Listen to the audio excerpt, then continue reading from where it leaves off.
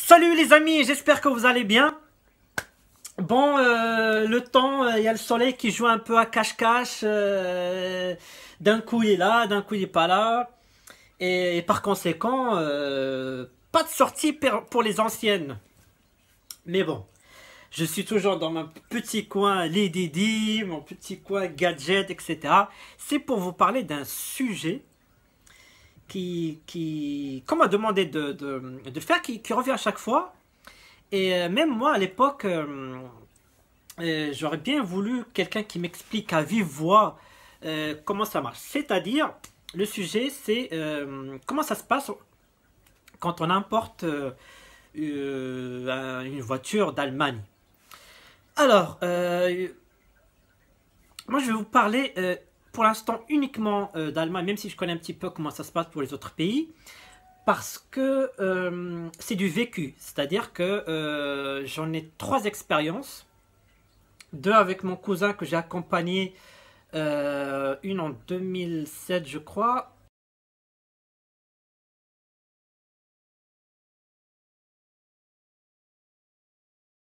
une en 2017,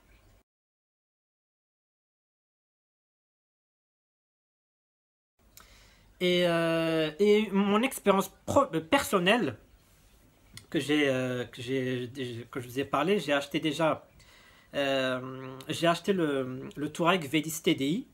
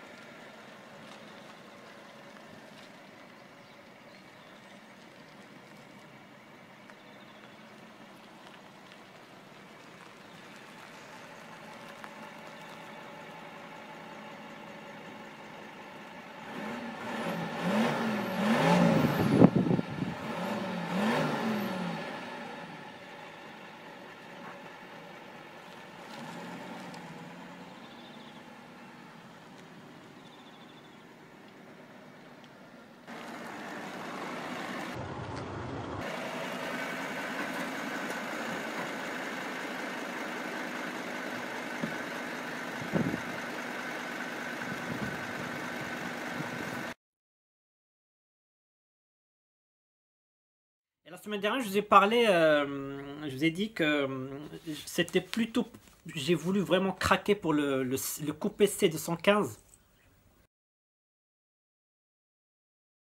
le V12 biturbo.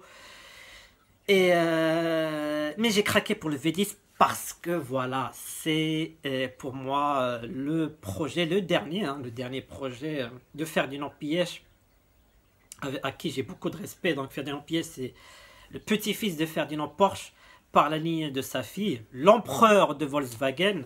Et le V10 et le W12, c'était son bébé. Il l'a même dessiné à la main. C'est des moteurs qu'on ne verra plus jamais parce que c'est fini les gros moteurs. Le encore frappé Ferdinand Piëch quand il a fait ça parce qu'on dirait qu'il est revenu, sachant que son succès c'était les 24 heures du Mans à l'époque où il bossait pour son oncle qui l'a viré par jalousie. Et bon bref, c'est pas le sujet. Aujourd'hui je vais vous parler pourquoi déjà on achète une voiture en Allemagne. Alors pour moi il y a trois raisons. Donc la première raison c'est que là-bas c'est la mère patrie des marques allemandes. BM, Mercedes, Volkswagen, Audi, etc. Et du coup c'est moins cher parce que c'est fabriqué local. Et ce qui est encore moins cher, c'est que contrairement à ce que l'on pense, c'est que là-bas, il y a beaucoup d'entrée de gamme. C'est-à-dire, on peut trouver une Golf avec zéro option. Pas de clim, etc. Mais elle est deux fois moins chère qu'en France. Et par contre, on peut trouver, comme le Touareg que j'ai eu, un véhicule suréquipé. Moi, il y a des options, par exemple, qui sont destinées que pour les pays nordiques, et dont l'Allemagne fait partie, en tout cas une grosse partie. J'avais, par exemple, le chauffage additionnel, c'est-à-dire que vous programmez votre véhicule à 7 heures du matin avant de partir au boulot. Vous allez le trouver pare-brise dégivré, siège chauffé, chauffage à l'intérieur. Vous avez juste à démarrer et partir. Et ça, c'est des options qu'on trouve rarement en France. Je peux vous citer plusieurs options. Et c'est pour ça que, donc, je récapitule. Les entrées de gamme sont pas chères. C'est dommage d'aller en Allemagne et prendre une entrée de gamme. Donc, il y a toujours, les marques allemandes sont moins chères là-bas.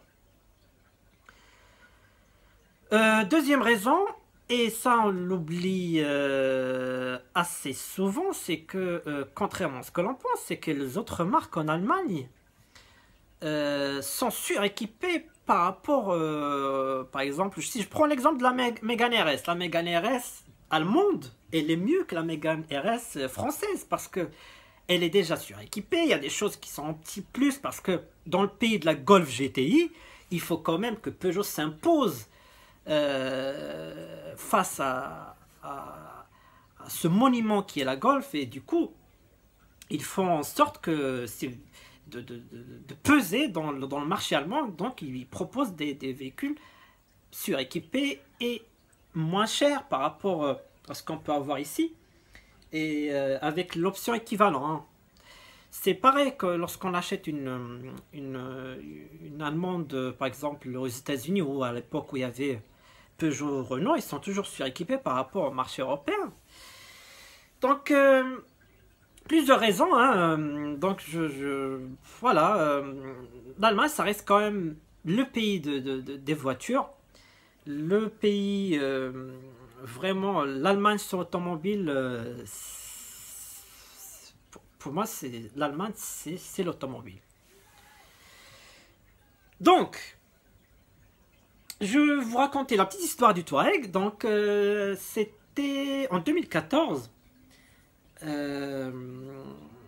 Donc, donc, ça y est, je voulais avoir le 4x4 parce que j'ai jamais eu de 4x4. Même si j'ai déjà essayé un 4x4, je voulais l'avoir. On peut pas essayer on peut essayer une Ferrari à 100 mètres et on peut dire ouais, je connais Ferrari. Non, si tu l'as pas approprié pendant des mois et l'essayer, etc., bien comme il faut, tu peux après juger ce que c'est.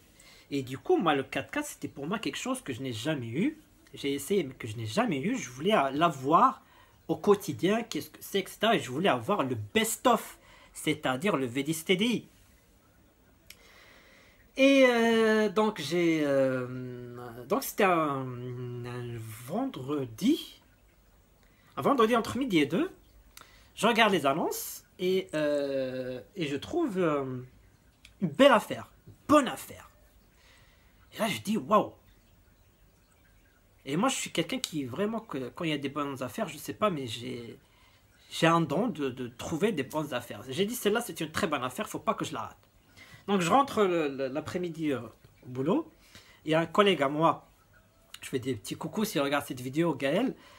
Je lui dis écoute, j'ai trouvé une bonne affaire, le V10 TDI, ça y est, j'ai trouvé la voiture de mes rêves, le V10. Et deuxième raison, c'est que j'oublierai jamais la vidéo quand Volkswagen a fait la démonstration de tirer avec le V10 TDI un Boeing, je me rappelle, c'était le 747 ou le 777, je me rappelle plus, mais c'était un gros Boeing et c'était le V10 TDI. Il a réussi à le tirer, quoi. Et ça, c'est quelque chose que j'oublierai jamais. Et c'est pour ça que ça m'a poussé. Je dis mais le couple de ce V10, c'est quelque chose de fou, quoi. Du coup, donc j'ai dit, écoute, j'ai trouvé la bonne affaire. Elle m'a dit, écoute, on y va. J'ai dit, t'es sérieux? Je lui ai dit, oui, je vais avec toi. J'ai dit, waouh, c'est... Il m'a encore surmotivé. Donc, l'après-midi même, j'appelle la conseillère. Ah non, j'appelle déjà le garagiste. Donc, conseil numéro un. Donc, moi, je conseille Autoscout 24. Pour moi, c'est le meilleur site qu'on peut trouver partout en Europe. Deuxième chose, il faut trouver des annonces avec un professionnel. Parce que moi, je ne parle pas un seul mot en allemand. Et je ne peux pas aller acheter une voiture chez un particulier. Je vais vous expliquer pourquoi, mais là-bas, il y a des démarches administratives à faire. Et moi, je déteste ça. Et du coup, il vaut mieux l'acheter chez un professionnel parce qu'il s'occupe de tout. Vous n'avez rien à faire. Vous payez, vous partez. Et donc j'appelle. Et c'est un mélange entre anglais, français, espagnol, arabe, anglais, tout ce que vous voulez. Mais on s'est compris. Il n'a pas voulu négocier. Ça se comprend. Il m'a dit, il faut venir sur place, l'essayer, etc. Et puis, vous partez avec. Si ça vous plaît, on parle sur place. Et donc, dans l'urgence, j'appelle ma conseillère, je dis écoute, il me faut du cash. Elle m'a dit ouais, mais il fallait nous prévenir, etc. Donc, conseil numéro 2, il faut prévenir pour avoir du cash. Et à l'époque, c'était compliqué, c'était en 2014.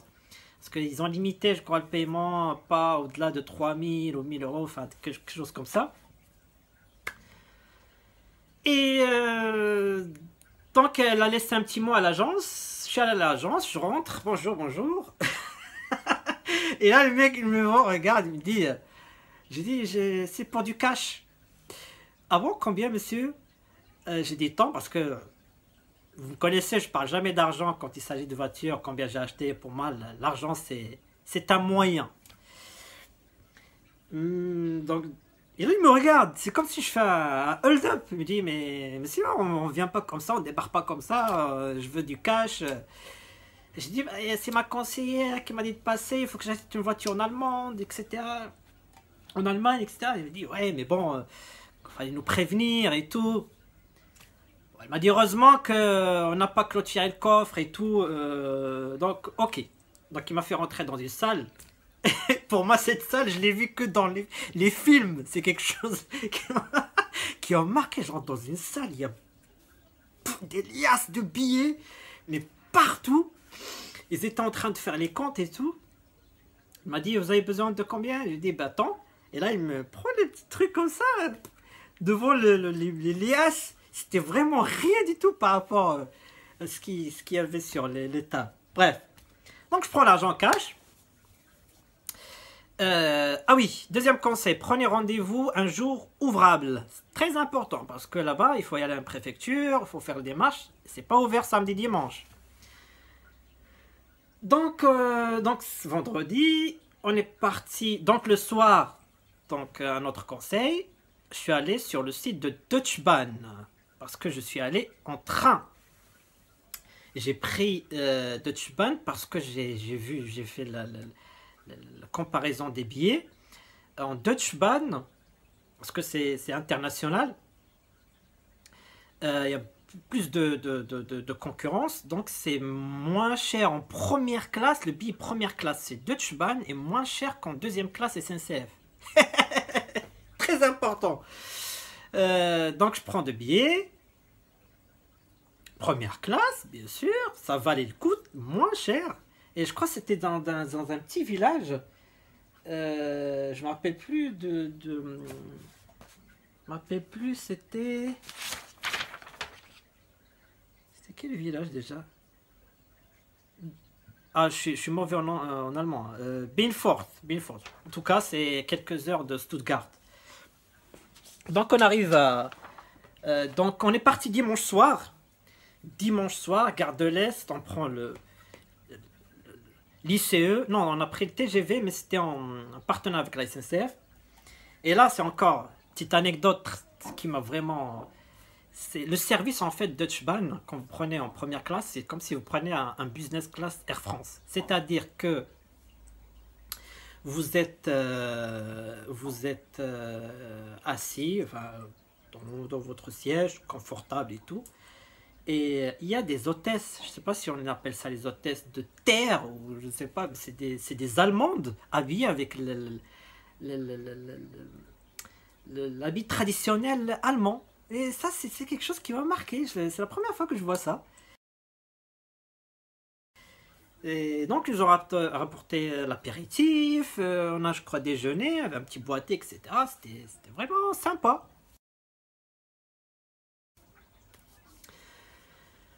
Donc, on arrive à Stuttgart, dimanche soir. Et moi, j'avais déjà réservé un hôtel, mais euh, j'arrive à Stuttgart. Et là, je dis, voilà, je vais appeler le garagiste parce que non, il nous a dit quand je vais vous récupérer à la gare, le petit bled là, et je vais vous raccompagner. Et donc j'appelle, boîte vocale. Oula, oula là là, qu'est-ce qu'on a fait, qu'est-ce que j'ai fait. Et du coup, on a pris un autre train, on était déjà en retard, on a couru, on a sauté dans le train, on ne s'en rappelait même plus si c'était le bon. Et on a dit à un Allemand si c'était le bon train, il nous a dit oui. Et, on lui a dit s'il vous plaît, parce qu'on est sorti de TGV, il y avait les trucs lumineux, etc. Les écrans, on pouvait savoir quand est-ce qu'on pourra descendre. Mais là, c'était un vieux train de la guerre 14. Et il y avait juste le truc qui parle au microphone et on comprend rien du tout. Hein. Bon, on arrive. Oui, on prend le train. Voilà, on a dit aux Allemands. Ils sont très sympathiques, les Allemands. Je les adore. Ils sont vraiment très sympathiques. Oh, j'ai un gros retour positif de leur part. Je les apprécie beaucoup. Hein. Et là, mais moi j'étais trop stressé parce que le mec il répond pas au téléphone. J'étais, oh là là, le bordel, s'il répond pas, on est foutu. Qu'est-ce qu'on va faire? Donc, conseil, allez plutôt en voiture. Mais moi, c'était pas possible de partir en voiture parce qu'à l'époque, j'avais que la Fiat Uno et le Touareg et les Didi. Donc, la Fiat Uno, comme vous savez, là-bas, le retour, il y a le vitesse illimitée. Donc, c'est quand même dommage de se traîner le pied avec une Fiat Uno. Et les Didi, c'était pas possible pour moi que quelqu'un la conduit. Enfin, pour moi, c'est sacré les Didi. Hein. Personne qui conduit ma les Didi. Donc, on a pris le train. C'est pour ça que... Donc, on arrive. Ah oui, on était sur le train et j'appelle. J'ai dit, ça y est, je crois qu'on va faire demi-tour. On va prendre l'hôtel. Puis voilà, c'est comme ça. C'est une expérience, mauvaise expérience. On va revenir. Mais d'un seul coup, j'entends téléphone il sonne, c'est lui. Donc il m'appelle, je dis écoutez, vous êtes où? What are you? Et moi, il me dit je vous attends. En fait, je parle même pas combien on parlait, mais de toutes les langues. Il était sympathique quand même. Donc il m'a dit je vous récupère à la gare. Et pas de soucis, etc. Bon, on arrive à un petit village. Il y avait un brouillard et tout. On descend, il n'y avait personne. Tout le monde s'est barré, on est restés tous les deux. On attend comme ça, je dis oh là là, j'avais le cash et tout. C'est quand même risqué, hein. Mais bon, faut jamais avoir... faut croire à son étoile. Donc, j'attends on attend on attend. Et là, je vois une Audi qui fonce à 140 avec le xénon comme ça. Et là, il s'arrête. Break noir. J'ai dit, oh là là, on est mort, ça. C'est un mafieux. Et le mec, c'est un Libanais en plus. Bon, là-bas, je vous dis tout de suite, tous les professionnels, soit ils sont turcs ou libanais. Il est rare qu'il y a des Allemands. Après, les bonnes affaires sont souvent chez les Turcs ou les Libanais, je vous le dis tout de suite. Et c'est pas qu'il y a de l'arnaque ou tout. Non, voilà, c'est des personnes qui se démerdent à avoir des belles voitures à bon prix. Voilà. Après, si on veut la qualité, après, voilà, il y a des garages spécialisés que ça. Mais bon, bref. Donc on monte dans l'Audi, là il me dit, je vous ai réservé un hôtel. Je dis, mais j'ai déjà réservé un hôtel. Il m'a dit, mais l'hôtel il est bien juste à côté du garage. Je dis, pas grave, je vais annuler. J'ai annulé sur le truc.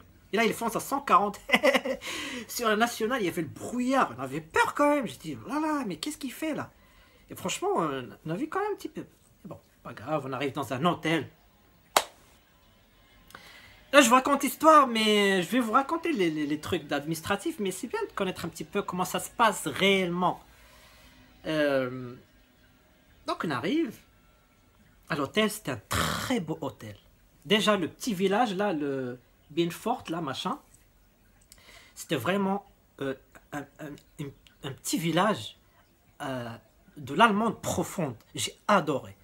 Personnellement, j'ai adoré. J'adore des petits villages comme ça qui sont atypiques, qui sont restés dans leur culture. Et ça, j'adore ça. Et le truc qui m'a encore fait, c'est qu'on a adoré ça. Enfin, comme c'est atypique, c'est vraiment le truc. C'est vraiment. Waouh! Comment. C'est des villages qui sont restés fidèles à leur culture. Et ça, j'adore ça. Et le truc qui m'a fait encore plus dire ça, c'est que on a trouvé une Bible, une vraie Bible, à côté du lit, quoi. Voilà, c'est leur culture et tout. C'est vraiment, moi, j'adore. Et là encore, les hôtesses, les serveuses, etc., ils sont habillés en habits traditionnels et tout. C'est waouh!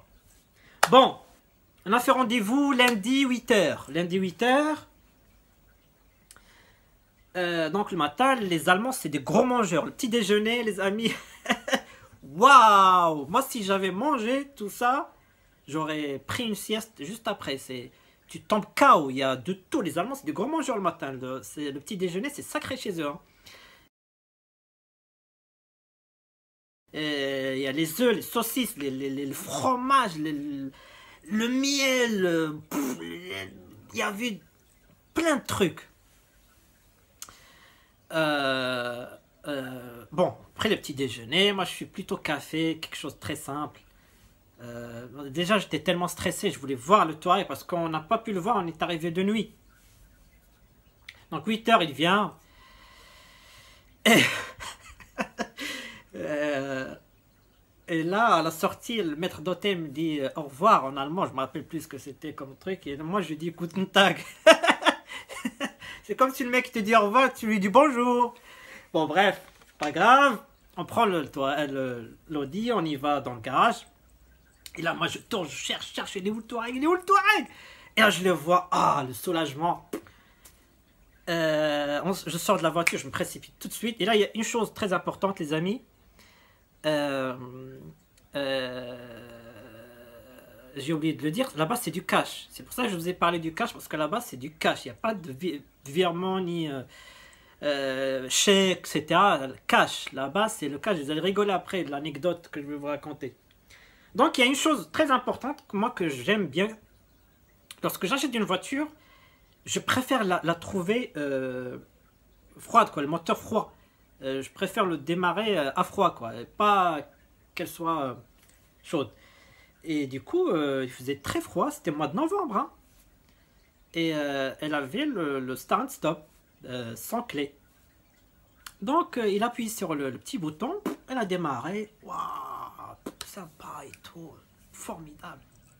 Ça démarre très bien. Une chose qui m'a choqué, et c'est pour ça qu'il m'a fait, quand j'ai vendu après le Touareg, c'est très silencieux. Je m'y attendais pas. Enfin, il fallait s'y attendre qu'il soit silencieux. Le silencieux déjà, il est immense le truc à l'arrière. Donc, voilà, ça fumait pas. J'ai regardé vite fait, le châssis, il n'y a rien à dire. Hein. Ça, une voiture bien entretenue, ça se saute aux yeux. J'avais le carnet d'entretien rempli jusqu'au dernier kilomètre. Il n'y avait rien à dire, il y avait rien à dire. Donc j'ai testé les options, tout marchait, etc. Donc du coup, là on va rentrer dans les démarches administratives, et là je retiens votre attention, très important. Donc là-bas, en fait, comment ça marche? Il faut acheter une assurance. Une assurance et des plaques. Parce que les plaques là-bas, contrairement en France, c'est des plaques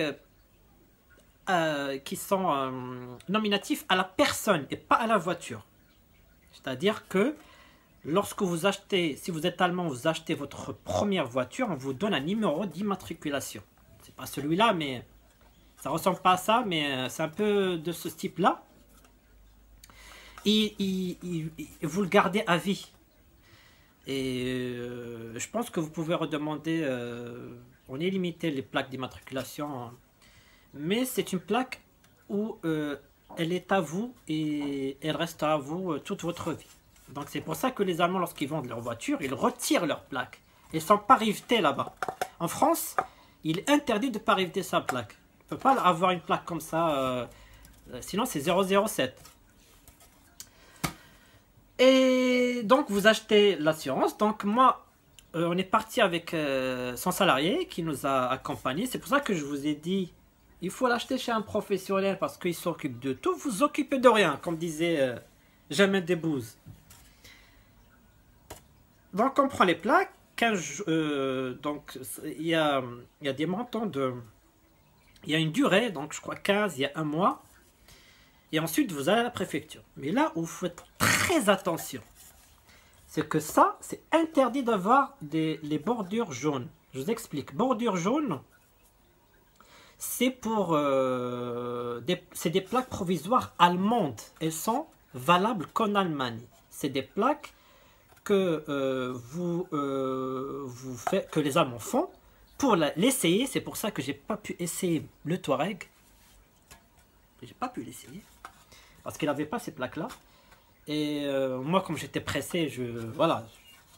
Même si je pouvais l'essayer à côté, je l'ai essayé vite fait, mais je savais que c'était une voiture hors norme. Mais si vous n'avez pas cette plaque, vous ne pouvez pas essayer. Donc ils font cette plaque pour essayer la voiture et pour faire le contrôle technique. Mais elle n'est pas destinée à l'export. C'est très important. Parce que si vous faites choper en France avec cette plaque, ils ont le droit de saisir votre véhicule. Parce que pour eux, c'est un véhicule immatriculé qu'en Allemagne. Il n'y a pas les plaques export. C'est pour ça que si vous voyez qu'ils vous vendent ça, vous lui dites non monsieur, je ne veux pas ça, je veux bordure rouge. C'est très important et moi je savais pas ça. Parce que les deux expériences que j'ai eues avec mon cousin, on avait toujours la bordure rouge. Et celle-là, c'est bordure jaune, donc provisoire, typiquement en Allemagne, mais elle est la moins chère. C'est pour ça que je trouve qu'elle a été malhonnête envers moi sur ce coup-là. Mais bon, c'est pas... Mais c'est dommage d'avoir ça parce que celle-là pouvait pas rouler en France avec et elle a une durée d'une semaine. On a acheté, je crois, le véhicule le 21 ou le 23, c'est 7 jours. Donc j'ai même pas profité de la voiture. En une semaine, je l'ai garé et puis jusqu'à ce que je fasse ma carte grise et ça prend un petit peu de temps quand même. Je vais vous raconter ça après. Et il n'y a pas que moi qui s'est fait vraiment avoir, entre guillemets, de ça. Il y a même, je crois, le Franck Ribéry aussi. Il avait acheté une plaque, une voiture en Belgique. On lui a donné cette plaque provisoire aussi. Donc, attention, prenez toujours une assurance avec bordure rouge export. D'ailleurs, ce qui m'a encore confirmé ça, et même si je ne comprends pas l'allemand, mais il y a des mots quand même que je comprends. Quand on a fait la carte grise, parce qu'il nous a accompagnés, parce que c'est lui qui fait tout à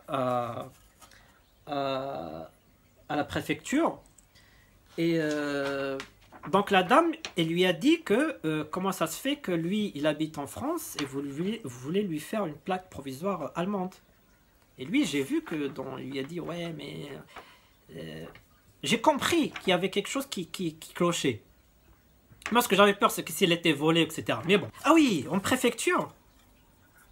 Donc vous allez en préfecture avec ça.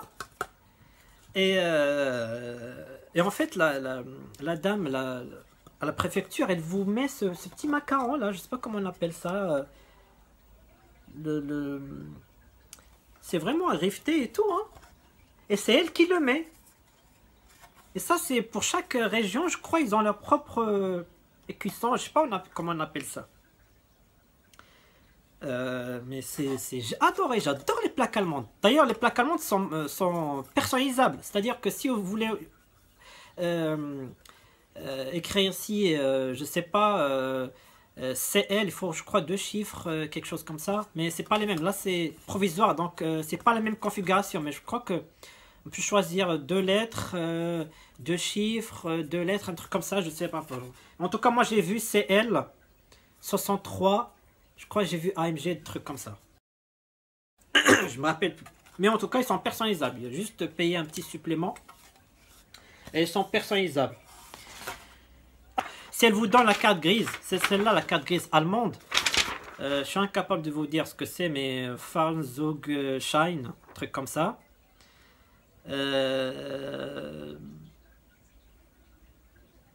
Ah, donc les valables 4 jours. On a acheté le 24 et les 4 jours. C'est quand même nul, hein, d'avoir une plaque de 4 jours. Donc c'est un truc comme ça, une plaque carte grise allemande. Donc elle m'a donné ça, puis il met les plaques sur le toit. Vous allez à Francfort, et c'est là où c'est très intéressant. C'est qu'à Francfort, quand je suis allé avec mon cousin, on a acheté 2 fois à Francfort et une fois donc mon petit bled. Donc à Francfort, ça se fait sur un Mac Drive. C'est la plaque, vous la prenez au drive, donc c'est le professionnel. Donc à chaque fois, c'est toujours le professionnel où on va y aller. Donc il prend le petit drive, la plaque, et ensuite il va, l'autre guichet, c'est la préfecture pour avoir le truc et la carte grise. C'est très... Francfort, ils sont vraiment à fond sur les voitures. Il y a une avenue et il n'y a que des voitures, que des garagistes. C'est un truc de malade, Francfort. Grande ville, ça se passe soit au drive, vous partez avec le mec, soit vous attendez. La dernière fois, quand on est allé en 2017, on est resté au garage. Le mec, il a pris la voiture, il a fait les papiers, il est venu, on a payé, on s'est barré. C'est tout. Là, on est parlé d'un petit village. Voilà, moi j'ai voulu aller à la préfecture. Voilà, c'est toujours sympa, hein. Moi, je regrette en fait le site ANTS. Aujourd'hui, le site ANTS, vous recevez des trucs par courrier, il n'y a pas de contact humain. Moi, j'étais content quand j'allais à l'époque en préfecture et avoir ma carte grise sur place. C'était quelque chose que j'appréciais. Mais bon. Donc, on est allé au garage. Et du coup, pour faire les papiers, donc certificat de la facture, etc. Je vais vous dire ça rapidement. Et pour la petite anecdote, donc on a fait les papiers, etc. À la préfecture, on est rentré. Et là, le petit Libanais, il m'a dit, maintenant le papier, ok, voiture, ok. Maintenant l'argent, donnez-moi l'argent. Ça m'a tué quand il m'a dit ça, ça m'a tué. En tout cas. Donc, on a fait les papiers, donc certificat, donc la facture. Moi, j'ai fait quand même, je fais toujours la certificat de session français, que vous connaissez tous. Donc, le contrôle technique, c'est très important. Le contrôle technique, aujourd'hui, il est valable en France s'il a moins de 6 mois. Si vous achetez une voiture, je sais, dans n'importe quel pays de l'Union européenne, s'il est moins de 6 mois, il est valable maintenant en France. Très important, parce que ne gaspillez pas votre argent à refaire le contrôle technique français. Si vous avez un contrôle technique français, allemand ou n'importe quel pays de l'Union européenne, vous n'avez plus à le refaire. S'il a moins de 6 mois. Donc il m'a donné, donc j'ai pris la carte grise, l'acte de vente, le contrôle technique, le certificat de conformité, oui, très important ça. On va y revenir après, mais ça ressemble en gros à un document comme ça. Avec en gros toutes les informations de la voiture et tout. Il y a tout en fait. Et la carte grise originale. Donc là-bas, je ne sais pas pourquoi. Il y a 2 types de cartes grises. Il y a la carte grise, ça s'appelle ça tel 1. Tel 1. Je ne sais pas pourquoi. Elle fait une page aussi. Et il y a la tel 2. La TL2 elle est plus petite. Et je sais pas pourquoi. Ils ont deux cartes grises en Allemagne. Par contre, je me suis rendu compte d'une chose. Le deuxième truc que le vendeur m'a caché. Après, voilà, si on veut faire une bonne affaire, quand on fait une bonne affaire, il y a toujours des petits trucs qui vont pas.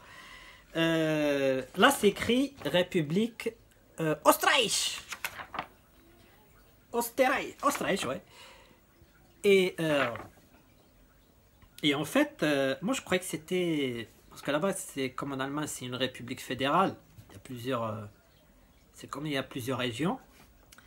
Moi je croyais que c'était un département, un truc comme ça. Mais en fait, c'était un touareg d'origine d'Autriche. C'était une Autrichienne. Le pays de Marie-Antoinette. Mais je vous rassure tout de suite. En fait, ce qui un peu... comment dire? En fait, l'Allemagne et l'Autriche, c'est comme un seul pays.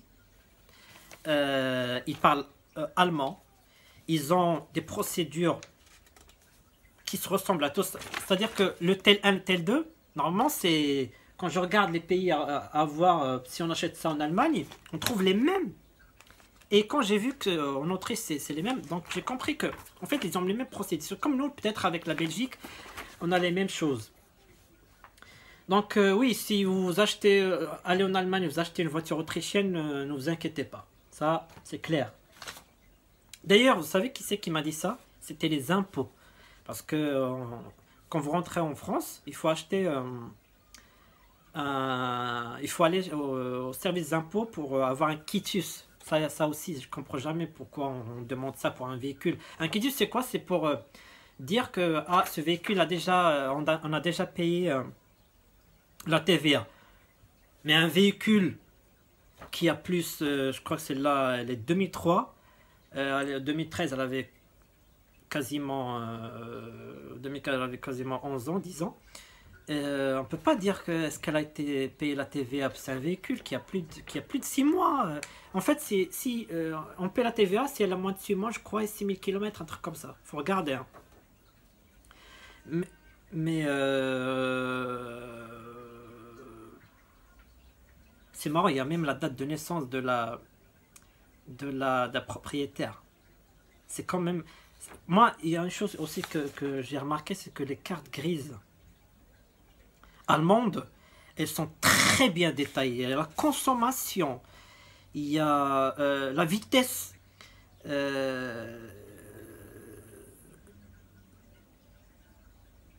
y a tout. Le taux de CO2, il y a tout. Elles sont très complètes. Il y a même les pneumatiques qu'on peut mettre. Les pneumatiques. Il y a tout. Elles sont très bien détaillées, les cartes grises allemandes. C'est très, très impressionnant. Donc, on a fait le tour. Donc, on a fait les papiers. On a payé l'argent au mec. Et on est rentré par l'autobahn, bien sûr. Et c'est là que vous testez votre voiture. Parce que lorsque vous voyez le petit... comment dire, le panneau noir avec 130 barrés, pied au plancher. Ah bah oui, il faut tester. Et du coup, je crois qu'on est arrivé, je suis arrivé à 230, je crois. Je suis arrêté, je ne vais pas aller loin. Parce qu'en fait, il faisait pas beau ce jour-là, il a plu en plus.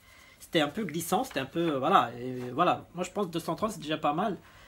Et il faut savoir aussi c'est que les autoroutes allemandes, même s'ils sont à vitesse limitée, ils sont pas en bon état.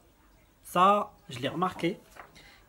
Pour moi, les meilleures autoroutes du monde, c'est les autoroutes françaises. Elles sont de très bonne qualité, mais elles sont très chères. C'est comme ça. Mais en Allemagne, il y a des nids de poules et tout, à 230. Mais bon, on a voulu jouer le raisonnable. Donc voilà, je crois que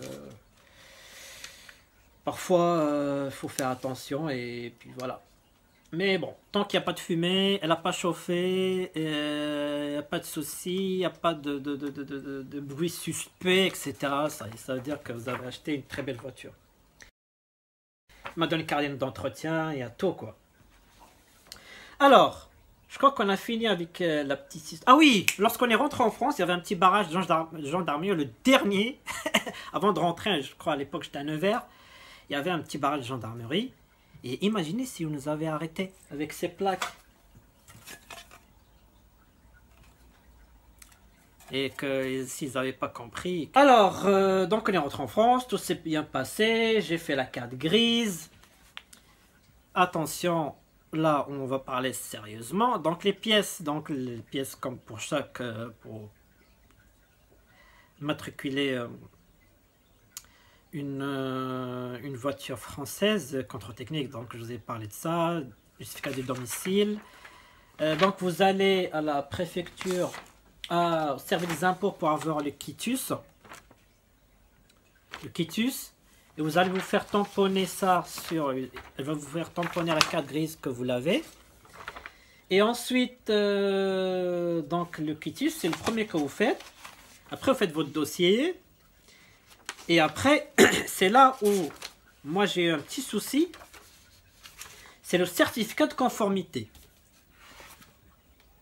Le certificat de conformité, moi j'ai eu ça, d'accord?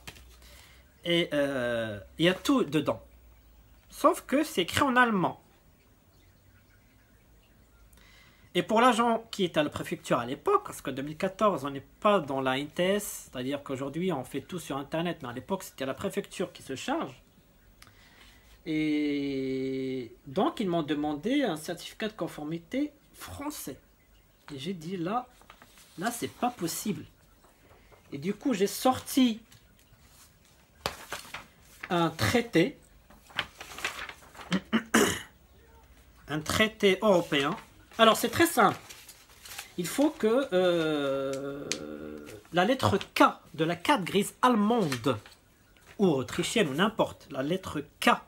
Il est où la lettre K? La lettre K, la lettre K, la lettre K. Elle est là, la lettre K. Donc en fait, ce numéro-là, donc la lettre K là, donc c'est le numéro que l'agent de la préfecture normalement devrait entrer dans l'ordinateur. Ça va lui donner le nombre de chevaux fiscaux. C'est-à-dire que, parce qu'en fait, les cartes grises allemandes, il n'y a pas le nombre. En fait, en France, on a notre propre système de chevaux fiscaux. C'est une nouvelle formule de juillet 98, Coupe du Monde. Et il a besoin du taux de CO2, de la puissance en kilowatts. Et ça lui donne en fait le nombre de chevaux fiscaux. Or, l'agent sur qui je suis tombé, elle n'a pas compris que j'avais ça sur la carte grise allemande. Donc, elle n'a pas besoin de certificat de conformité français. Et du coup, j'ai écrit une lettre au préfet. Je lui ai dit, écoutez, moi j'ai une carte grise avec tous les renseignements qu'elle a besoin pour calculer le nombre de chevaux fiscaux. Et je lui ai dit qu'il y a une directive d'harmonisation communautaire. Si vous voulez que je vous donne la lettre que j'avais envoyée. Pour faire simple, une voiture immatriculée en Allemagne, ça vaut certificat de conformité. C'est quoi le certificat de conformité? C'est pour dire qu'elle est conforme aux règles françaises. Mais on est en Europe. Donc ça sert à rien de me demander un certificat français, machin, alors que il y a tous les renseignements sur la carte grise. Par contre, là où c'est un peu compliqué, c'est que si vous achetez une voiture, je ne sais pas, des années 90, parfois la lettre K n'est pas renseignée. Donc là, vous êtes obligé d'avoir soit le document qui était avec le véhicule d'origine d'achat, ou soit vous demandez un certificat de conformité. Parce que, mais sinon, normalement, à partir de 92, il est censé, lui, aller chercher le taux de CO2, etc., sur la base de données des contrôles techniques, l'UTAG, je crois. Donc, voilà, il y a des feignants qui ne veulent pas faire leur boulot et il y a des bons qui maîtrisent très bien leur truc. Sachant que moi, en fait, quand j'ai calculé moi-même le nombre de chevaux viscaux, il y a des Touaregs à 23 chevaux, il y a des Touaregs à 24 chevaux. Moi, j'ai pris j'ai arrondi vers la baisse, donc 23 chevaux. Ils m'ont répondu, ils m'ont dit non, c'est 24 chevaux. Faut que tu payes un chevaux de plus. Bon, je l'ai payé, et puis voilà, c'est tout. Donc voilà, la vidéo va être un petit peu longue, mais moi je suis pas un youtubeur, donc je vais pas utiliser des logiciels, faire des trucs, parler rapidement. Là, je prends mon temps. Si le sujet vous intéresse, vous allez écouter la vidéo quand ça vous intéressera et quand vous aurez du temps. Mais je préfère prendre mon temps et rien oublier, tout dire. On sait, je crois qu'on a fait le tour. Et que voilà, si vous avez des questions, n'hésitez pas à m'envoyer. Il n'y a pas de souci. Je sais que il y en a qui hésitent vraiment, mais moi, franchement, si c'est un professionnel, vous regardez aussi les avis. Aujourd'hui, maintenant, on peut voir les avis, etc. Si c'est un professionnel et tout, il n'y a pas de souci. Après, je vous conseille d'aller en voiture quand même, parce qu'en voiture, quand le garagiste va vous voir débarquer en voiture et que vous allez avoir un petit peu le poids de mesurer, de négocier, alors que si vous allez en train, il va se dire, tiens, eux, ils sont venus, c'est sûr qu'ils vont l'acheter, donc je vais être dur en négociation. Donc voilà, hein. En tout cas les amis, j'espère que cette longue vidéo vous a plu et que voilà, j'ai partagé avec vous mon expérience. Parce que c'est un sujet que je pense très intéressant, ça valait le coup de s'y attarder et aussi de vous le raconter d'une façon assez amusante. Les petites anecdotes, je sais qu'il y en a beaucoup qui adorent les anecdotes. Et puis c'est tout. Et puis c'est tout. Allez les amis, salut, bye bye, au revoir, salut.